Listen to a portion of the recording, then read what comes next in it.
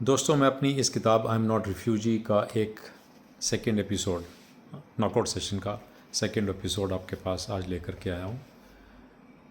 हुआ यूँ कि जब थोड़े से हालात बिगड़ने लगे, ये बात 1945 की है, तो द्वारका और रंजीत ने यह तय किया कि उनको अब आगे की पढ़ाई करने के लिए दिल्ली चले जाना चाहिए।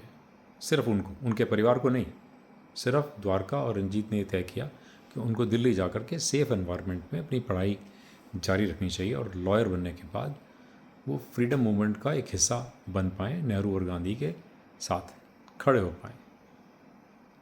ये एक मुश्किल डिसीज़न था और बिना रशीद और मंसूर की मंजूरी के उनके बस का नहीं था अपनी दोस्ती को छोड़ के जाने का।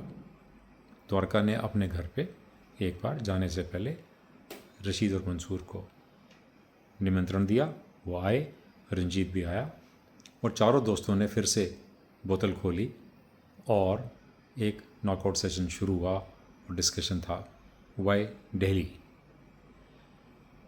मंसूर और रशीद ये कहते थे भाई लाहौर जाके पढ़ लो, वो तो सेफ़ है, मियाँ वाली मान लीजिए, थोड़ा सा छोटी शहर था, सेफ़ नहीं रहा, लाहौर तो सेफ़ है। लेकिन द्वारका और रंजीत अपना मन बना चुके थे दिल्ली जाने का। तर्क वितर्क हुए, काफ़ी सारे आर्गूमेंट्स दिए गए।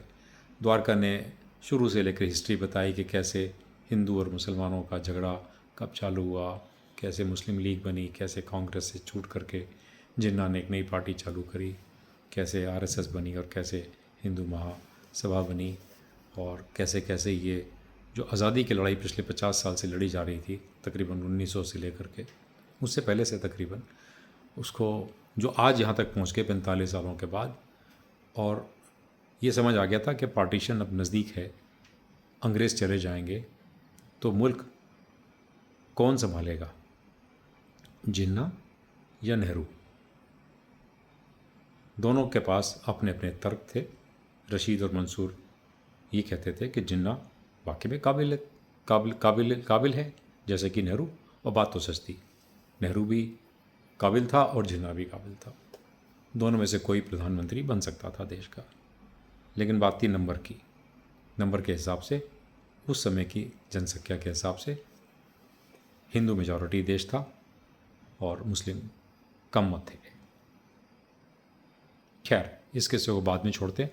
हुआ ये कि उस नॉकआउट सेशन के अंदर कुछ बातें ऐसे कही गई मंसूर और रशीद के द्वारा जो द्वारका को पसंद नहीं आई। उन्होंने कहा हिंदू कमज़ोर और डरपोक होते हैं, उन पर राज किया जा सकता है। बहुत लोगों ने किया, मुसलमानों ने किया, मुग़लों ने किया, फिर अंग्रेज़ों ने किया। क्योंकि हिंदू एकजुट नहीं होता, इसलिए उसको एक शासक की ज़रूरत होती है। ये बात द्वारका और रंजीत को गवारा ना थी। दोस्तों को कुछ कह तो सकते नहीं थे, दोस्त थे आफ्टर ऑल। उनका कभी रिलीजन को लेकर कोई आपस में झगड़ा और कोई सी बात भी नहीं थी। लेकिन द्वारका का तर्क ये था कि अंग्रेज़ों के जाने के बाद जिन्होंने डेमोक्रेसी दी है, क्योंकि अगर मान लीजिए जुन्ना प्रधानमंत्री बन जाता है तो हो सकता है कि वो मुग़ल साम्राज्य को वापस लाने की कोशिश करे, उसी तरह से जैसे कि पहले मुग़ल थे, मुग़लों ने जैसे राज किया। और ये डेमोक्रेसी जो कि अंग्रेज़ लेकर के आए थे, ये शायद कहीं छूट ना जाए बीच में। तो द्वारका के इस तर्क में भी दम था। खैर, नॉकआउट सेशन हुआ, एक बोतल ख़त्म हुई, दो ख़त्म हुई, वही हुआ जैसे हर बार होता है। मंसूर और रंजीत दोनों इस बार लुढ़क गए और रात भर ये किस्सा चलता रहा और सुबह तक जा कर के ये नतीजा तय हुआ कि द्वारका और रंजीत इस शर्त पे वो दिल्ली जाएंगे पढ़ने के लिए कि जब उनकी पढ़ाई पूरी हो जाएगी तो वापस आ कर के जहाँ उनका परिवार है वहीं आकर के वो अपना काम करेंगे, वहीं आके प्रैक्टिस करेंगे। तो इस नॉकआउट सेशन के बाद पार्टीशन हो गया।